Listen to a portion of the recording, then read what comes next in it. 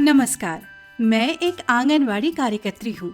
आप सब जानते हैं कि मैं अपने क्षेत्र की गर्भवती महिलाओं, धात्री माताओं और शिशुओं के स्वास्थ्य, पोषण एवं शिक्षा को बेहतर बनाने हेतु सतत रूप से कार्य करती हूँ और मेरे इन कार्यों के एवज में सरकार द्वारा मुझे मानदेय और प्रोत्साहन धनराशि यानी PLI का भुगतान किया जाता है।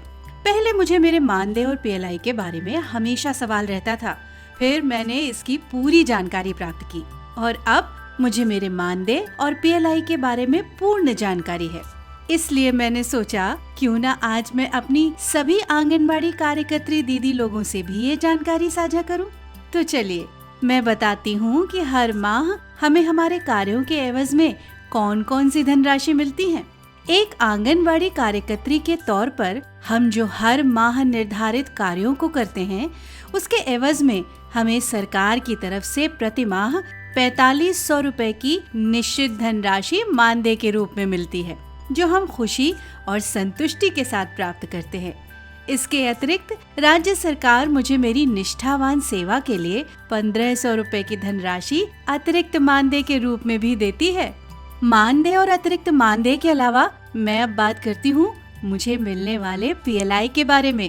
PLI का मतलब होता है परफॉर्मेंस लिंक्ड इंसेंटिव, यानी आसान भाषा में कहें तो ये एक तरह की प्रोत्साहन धनराशि है जो केंद्र एवं राज्य सरकार द्वारा हम आंगनबाड़ी कार्यकर्त्रियों को प्रति माह निर्धारित लक्ष्य पूरा करने पर मिलती है।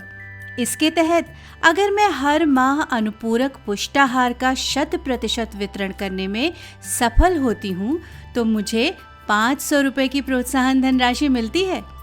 इसी प्रकार जब मैं प्रति माह पोषण ट्रैकर के सभी क्षेत्रों का 100% फीडिंग कार्य पूरा कर लेती हूँ तो मुझे 1000 रुपए की प्रोत्साहन धनराशि मिलती है। इसके अलावा अगर मैं प्रति माह पोषण ट्रैकर पर 80% तक मेजरिंग एफिशिएंसी और 60% तक गृह भ्रमण का कार्य पूरा कर लेती हूँ तो मुझे 500 रुपए की प्रोत्साहन धनराशि मिलती है। इस तरह हर माह मुझे कुल 6000 रुपए की धनराशि निश्चित मासिक वेतन के रूप में प्राप्त होती है। इसके अलावा प्रोत्साहन धनराशि के कुल 2000 रुपयों का भुगतान हमारे द्वारा किए गए काम पर निर्भर करता है।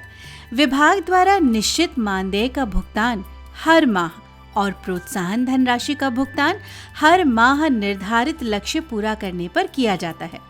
उम्मीद है आप सबको भी हर माह मिलने वाले मानदेय और प्रोत्साहन राशि के बारे में पूरी जानकारी हो गई होगी। यदि आपको इस संबंध में अन्य जानकारी चाहिए तो आप अपने जिले के DPO या CDPO से संपर्क कर सकती हैं।